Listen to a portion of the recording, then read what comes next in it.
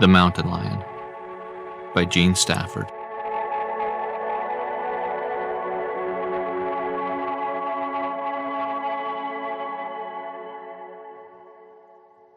Chapter 8.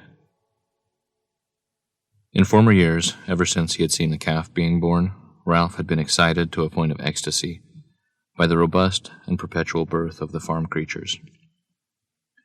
He had trembled all over at the sight of a mare being carried away in a truck to the stud farm, and he had been on hand at every calving.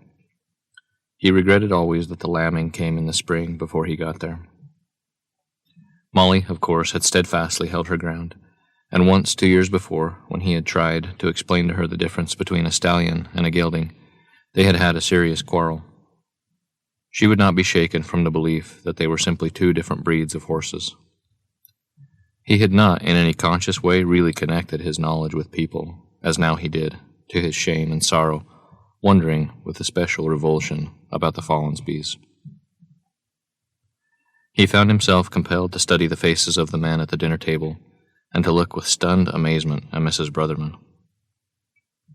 Now, this summer, he took no pleasure in the colts and in the sucking calves, and he was glad that his horse and his uncle's had a pure masculine friendship, and that they ran away from Winifred's mare whenever she came near them. Winifred herself made him shy and uneasy, but he was not in love with her. Yet he thought, in a cloudy way, that if he had not committed the crime in the tunnel, he would have been. For a time, there was little, indeed, that he took pleasure in. When now and again he lost himself in some small enjoyment, his guilt started, and the world was spoiled. He was obsessed with the phrase, the bowels of the earth, and imagined blackened intestines spilling forth from the carcass of a gigantic steer strung up on a pulley as high as a mountain, butchered out by a knife as long as a train. Wakeful at night, he lay with his head under the pillow to shut out the brilliant starlight. He was alert to every sound, hearing Molly, who despised him, turning and grumbling in her sleep, the owls cautioning in the cottonwoods, the men coming home late from White Woman.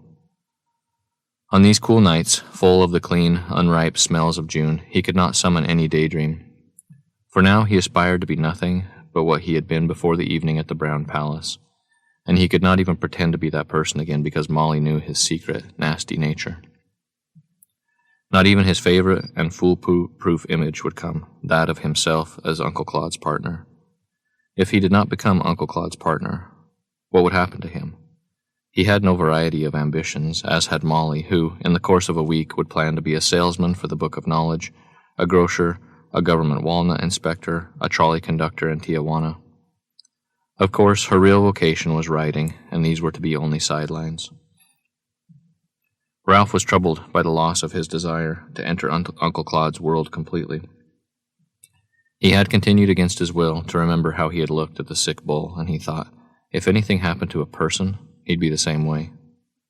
How was this possible, though, when Grandpa Kenyon's death had broken him up like pieces like a plate? Perhaps it was not death that annoyed and disgusted him, but only the circumstances leading to death, and Ralph remembered that he had not asked a single question about Grandpa's attack or his 3-day illness. He would brood for a while about Uncle Claude, and then brood about Molly. In time he invented a reason, abstruse and clever, for his defection in the tunnel. He said that some dark creature like the scalawag, had cast a spell over him, and he had been powerless to break from it. The fact that Molly had been the victim was pure chance. He could as easily have abused the anonymous woman in her dispirited party dress. At times he could almost believe that he had said, "It told me to ask you to say all the dirty words, you know." But this was little consolation, for he could never explain it to Molly. He could never refer to what had happened in the slightest way, even though she herself mercilessly used the words tunnel and dirty so often and with such contriving that he felt sure someone one day would remark on it. She never spoke to him except to say something unkind. Once she clapped her hand over her mouth and through her fingers gasped, "Oh my gosh, for a minute you look just like Grandfather Bonnie." And another time she said to Winifred, "You know, it runs in our family to be fat. It's bad enough for a woman to be fat, but don't you think fat men are terrible?" And she had looked at him as if she wanted him to get fat. There was no escaping his anxieties, and plagued as he was by them, he sought solitude. But Uncle Claude, who could not bear to be alone, frustrated him, insisting that he go mending fence, hiring the hay crew, fishing before daylight. Ralph found himself hiding when he heard his uncle call. He would hide in the barn, in a grain bin, or behind the skins in the slaughter shed, his heart trying to burst out of his shirt and his mouth as dry as paper. Often, on butchering days, he went off to town right after breakfast, hitching a ride on the highway, to spend the whole day lounging with the high school loungers in the doorway of the old livery stable, or in the booths of the drugstore. Sometimes a tangle of hysterical girls would come sweeping down the main street, shrieking into the booths with porcelain-topped tables. It was a prolonged giggle there in the drugstore, a battle of wits with the boys who sat in the separate booths and courted them by tossing over wet straws and wadded-up paper napkins. Occasionally, Winifred and John Fulbright, the boy with the scarlet car, sat in the very last booth, silent and bedazzled. Uncle Claude was puzzled by this desertion, and he said, "I can't make out what's got into you. Why, I thought I was going to turn you into a #1 butcher." And Ralph could only reply lightly, "I don't rightly know why I'm off it myself." He began even to resent the fact that he was obliged to speak like Uncle Claude in order not to sound impolite. They were leaning one afternoon against the railing of the corral, their hats over their eyes to keep out the sun. Ken Burkhart and Dump were hog-tying the sick bull, and the vet, a fat, dapper little man in green gabardine trousers and a pink silk shirt, was sorting his instruments beside the gate. Ralph had not wanted to come, but Uncle Claude had insisted. "It's part of your education," he had said. The bull was thrashing and bellowing, and Ralph, certain that he was too much for just two men, did not put his foot up on the railing, but stood alert, ready to run. When the operation began and the knife went in, he had to keep his jaws closed tight, and he shut his eyes, swaying sickly. There was a smell which hit them in a hot wave, and the bull made a wailing, screaming sound that went splintering through his skull. He dared not look, but kept his eyes fixed on the green ball and the two red arabesques that floated behind his eyelids. While all this was going on, while the poor beast was being cut up like a piece of food, Uncle Claude said, "We'll go fishing tomorrow up to Hellhole." He felt no anger, but he was determined not to go, and he said, "I'm sorry, Uncle Claude, I can't." But Uncle Claude only said, "You be up by 4. It ain't any good if you wait longer than that." "I can't go," said Ralph. "I'm going to do something else tomorrow." "My eye," said his uncle. I'm going to play pool." "At 4 in the morning? Where are you going to play it? In the swimming pool?" He poked Ralph in the ribs, laughing at his jokes. Ralph moved away irritably. The bull roared, and the vet said good-naturedly, "Take it easy, old man. We're coming right along here." "I can't go fishing tomorrow, Uncle Claude," said Ralph stubbornly. His uncle said, "Well, I ain't going fishing to the hellhole alone, and I ain't going to take your sister, so it looks like I'm taking you." "Looky here," cried Ralph. "Looky here. Not you and not anybody else is going to tell me what to do, goddammit to hell." He left the corral, walking in enormous strides back to the house, immediately remorseful, his pride receding. He knew, and even when he had had his tantrum he had known, that Uncle Claude did not want to impose his will upon him. He just wanted company. And when you came right down to it, a man couldn't deny another man that. So he would go as he had known all along that he would go, and as Uncle Claude had known.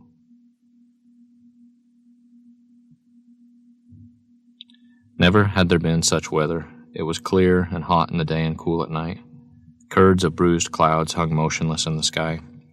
If rain came, it came as a spectacular storm, beginning with brilliant lightning and thunder which sometimes stuttered far away in the distant ranges, and sometimes was so close at hand that it sounded like blasting at the very base of Garland Peak. The rain followed with a push like the heavy wings of an eagle, obscuring the mountains, the timothy fields, and the outbuildings. During the storm, everyone sat moody and damp in the parlor, stubbornly listening to the radio, over which came nothing but an outraged cackling, and, at great intervals, a thin wisp of a song. Uncle Claude paced the floor restlessly. He hated rain, just as he hated illness or anything else that kept him indoors. Very late on one of these days of storm, a man stopped by riding at the head of a string of 20 blooded horses. He asked for quarters for the night. Uncle Claude, who never turned anyone away nor asked a stranger what his business was, said he could sleep in the bunkhouse and his horses could shift for themselves in the cow pasture. It was nearly as dark as night when Ralph and Uncle Claude rode out with him to lead the horses, but now and again the sky was split with lightning. The frightened neighing of the horses, and behind that sound the thunder seemed unreal, like something in a Western movie. Ralph experimented. He spurred Studebaker to a run, and standing up in his stirrups he screamed, but he could not hear his own voice. He could only feel it in his throat. The stranger, by his very coming, elevated everyone's spirits. Uncle Claude built up the fire. He said to Ralph, "Go tell that coon to pack up a jug of Dago out of the cellar." But Ralph went himself, although Magdalen argued, saying that she didn't want him a-messing around in my spuds and my engines and my conserves. He was so excited by the storm and the stranger and the 20 horses that he could not remember, once he was down there, what he had come for. He turned the flashlight over the shelves, and a pack rat ran with a glittering eye behind a crock. When the light fell on the jugs of wine, he remembered, and instead of taking just one, he took 2. Warmed by the fire, freed by the wine, the man talked volubly, and all the other men and Ralph and Winifred sat around him listening and laughing, as if they were outcasts to whom at last a visitor from the world had come. He told them that he was riding to Vernal, Utah, to take his horses to a gambler. He pronounced it Gambular, to whom he had lost them on a bet. Uncle Claude said, "That's a long ride, mister. Would do you better to put them in some boxcars?" The man had a long, lopsided chin and rheumy eyes. He laughed and replied, "He took my fare as well as my riding horses." The lights went off, and they had to eat supper by kerosene lamps. They did not come on again that night, but the fire was bright all evening, and they crouched around it, some of them sitting on the floor like Indians.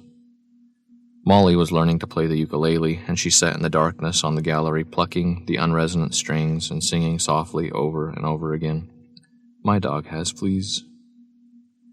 The stranger would not tell them what the bet had been for which there had been such high stakes, and all of them, passionate with curiosity and with the wine and the howling storm that did not abate for more than a minute all evening, questioned him time and again, sometimes impatiently, sometimes uneasily. Now and again he looked quickly over his shoulder, but this was only meant to tantalize them, for afterward he laughed in their faces.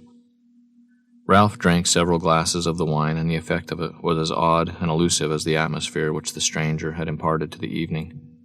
He was by turns drowsy and keenly awake. Winifred sat cross-legged in front of the fire on a deerskin, saying nothing at all, but looking up with an abstracted smile at the stranger sometimes, and at Uncle Claude, who was the company's principal spokesman. It was one of the few nights since Ralph and Molly had come that she had stayed at home, and the men had teased her about it at supper, saying they guessed her boyfriend was no great shakes if he let a little thing like rain keep him away. Her mother gently remonstrated. Winifred has better sense than to make herself sick by going out in the rain. And the man who had started the raillery mumbled an apology, recalling her tendency. For the space of this long evening, secure in the darkness from questioning eyes, save for Molly, whose meaningless plinking was as steady as the rain, Ralph allowed himself to think of Winifred, and a guiltless desire ruffled warmly over him. It was hardly possible, he thought, that she and John Fulbright did not kiss. Often he heard them coming down the lane at midnight, coasting quietly, and then there was an interval of a quarter of an hour or more before the car went away, and he heard Winifred coming up the stairs so softly she must have walked in her stocking feet. She was not like the other girls, who were boisterous and brash, liking to walk loudly in their high heels across the drugstore's tiled floor, and in the booths suddenly begin to sing. They were loud-mouthed and posturing, and could perpetuate their tomfoolery for hours together. But Winifred was demure, soft-spoken, and almost pensive, and always upon her lips was that enchanting, mysterious smile. Ralph had heard in the town that she was a very good dancer, and he marveled that she had this skill as well as the masculine ones of riding and shooting. When he first heard this, he said to her, "I have a TL for you." She said inadequately, "Homer says you are the best help irrigating he ever had." When he told her what he had heard, she said nothing, and was not at all embarrassed, as if this were her simple due. Molly, who, according to her custom, had been lurking unseen in the room, sidled forward, the pathfinder folded over her thumb, and said, "What I heard is of far more import than that. I heard you could read Latin at sight." Winifred frowned and cast down her eyes, as if her character had somehow been impugned. Winifred stirred, and looking around at Ralph, she said, "Where are they now?" So that with surprise he realized that she too had not been listening to the men. "Where are who?" he said. "Your mother and Leah and Rachel?" Everyone listened as he said, "I don't know. The last letter was from Hong Kong." The stranger peered at him closely. "Well, I'll be. So your folks are in Hong Kong. I was there once, and I seen one of them mongooses kill a cobra snake." The ukulele immediately stopped, and Molly, out of the darkness, said, "I doubt that. The mongoose is native to India." Her voice was firm and clear, and its effect upon the stranger was so prompt that sweat came out on his forehead, glittering in the firelight, and his hand trembled so that some of the wine spilled on his khaki Army and Navy store pants. He did not dispute that voice, like the voice of conscience, there in the pitch blackness, but he replied quickly and nervously, "By golly, that's right. I must have been thinking of Baghdad." Molly laughed derisively and began to play again. The men wanted to hear of the stranger's world travels, but he would not tell. The most they got out of him was an account of an opium den he had been taken to in the San Francisco Chinatown. Ralph thought half enviously of his mother and sisters. All summer plump letters and picture postal cards came to him and Molly from Yokohama, Tokyo, Shanghai, Canton. They gave the cards in envelopes to Magdalene, who kept them on a shelf in the kitchen in a Roy-Tan cigar box, which until then had held only an announcement of Grandpa Kenyon's funeral and the business card of a Watkins man named Edward P. Ottolenghi. Leah and Rachel in their letters alternated between a formal essay style.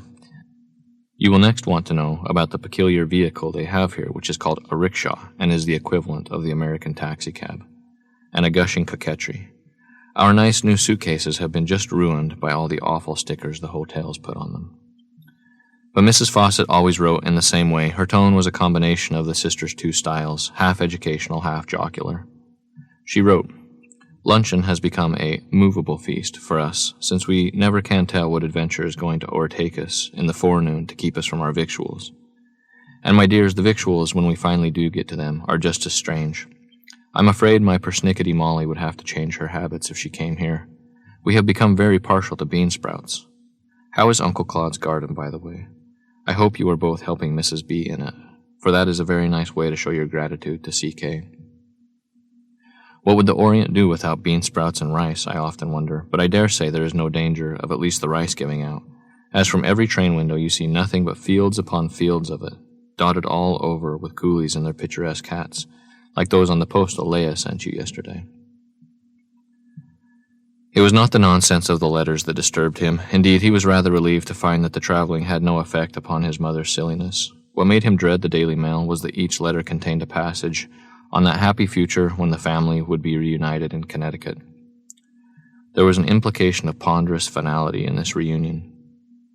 Between the lines, he read that she would bury Uncle Claude as completely as she had buried Grandpa, and while this year he was often discontented and often wished to be elsewhere, whenever he thought of his mother and of Connecticut, he clung with passionate devotion to his uncle and to Colorado.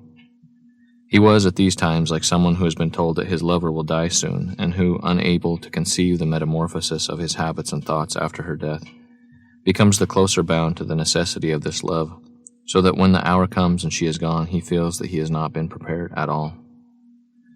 Such, he brooded, was the shape of the earth, that the farther away the world travelers went, the closer they came to the Atlantic seaboard and to their inexorable plans. In a short few months from now, his father's gravestone and Grandpa Kenyon's would be separated from him by the whole width of the continent. But Grandfather Bonney, portable, ubiquitous, reposing for the summer in a safety deposit vault, would always be at hand. And so, always at hand would be Molly, who could ruin him, blow up his world if she chose. He knew, but for no reason he could name, that she would do nothing so long as they were here, but in that bare wasteland where they were to live under the shadow of the trinity of fat men, he must guard himself against her weapon. In the middle of the evening, Uncle Claude complained restlessly that the rain was getting on his nerves and that the wine was not doing him any good. Suddenly in the room there was a sense of fear, and Ralph saw Dump look furtively at the stranger. The man, mean-mouthed and nasty-eyed, sat with his chair tilted against the fireplace. He had got over the nervousness Molly had caused him and had for some time been asking about the hunting in these parts. At first the men talked enthusiastically, blandly and casually, interrupting one another, but bit by bit they withdrew and one by one fell silent. Uncle Claude for a while did not sense their dim suspicions, and having the floor to himself told story after story. Then he said that he had not done much hunting this spring himself as he had in years past, but he told how many pounds of elk and deer the other boys had brought in, most of it hanging up out there in the ice house this very minute. He recounted their adventures as if they had been his own. "But you say you ain't got none of this meat yourself," said the stranger. "How come?" This was a question he wanted to be asked, and he smiled. "I'll tell you. Along here in April, I was scouting around in the foothills having a look for a good fat beaver, and one day I seen—" He paused. Now his men's distrust had made itself known to him. It was almost as if they were shaking their heads at him, and even Winifred sat up straight, tense, and waiting. He finished. "I seen something that took my fancy." "And what in the world was that?" said the man. He let his chair down slowly and leaned forward, holding his wine glass in both hands. "Well, that's a question I don't feel called to answer," said Uncle Claude. Ralph was perplexed. He knew that what had stilled the men's tongues was that they had begun to wonder if the stranger were the law in disguise, and had come to collect evidence against them to settle their score with the game authorities. But why had they not wanted him to know that there was a mountain lion on Garland Peak? There was no bounty on them. Perhaps it was no more than a cumulative resentment of the man who had drawn their secrets out of them, but refused to tell what the bet was that he had lost. Hearing the thunder once again burst in the mountains, the thought of the lion enraptured him, and he wondered where she was and if she were asleep now in her den. They had looked for her day after day, but had never seen her, though twice they were sure they found the prints of her paws in the squelchy ground near the beaver dam. Then he knew that the reason Uncle Claude had not named Goldilocks by name was that she was his own property, his and Ralph's. The other men could know because they could be trusted not to hunt her. But you could not trust this ugly man, who now, laughing out of his uneven mouth, said, "I wouldn't think you'd have to go to the mountains to hunt that kind of game. What's the matter with the little lady sitting right here with all those big grown men?" Uncle Claude slowly turned his eyes to Winifred, who had not even seemed to hear, and he said reproachfully, "That's no way to talk." He sounded hurt, like a misunderstood child. "I was talking about something else." Soon after this, they all went to bed. Ralph lay for a long time listening to the rain and to the frequent thunder. Often the lightning shot like a flare through the curtains and illuminated the posts of his bed, which ended in carved pineapples. There was too much noise outside for him to hear Molly in the next room, and for the first time in weeks he did not think of her, but only of Uncle Claude, whom now he thought he understood. He had never grown up, and his hunt for Goldilocks was a childhood game. His men indulged and protected him like an innocent. They wanted him to be happy, and so they wanted him to have the mountain lion. The day dawned in a dry brightness, but the stranger was gone before sunup, leaving no trace but the marks of his horse's hooves in the mud of the lane. The sheriff came at noon with a posse and gave Uncle Claude a proper dressing down. "So, though he don't account for himself and he's driving 20 thoroughbreds, you don't catch on.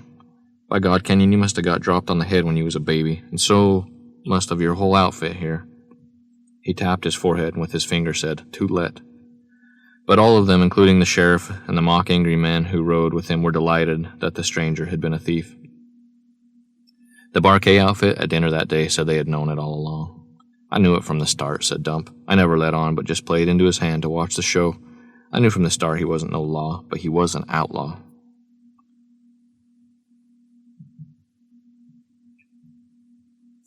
From that time forward, the summer was a rush of pleasure.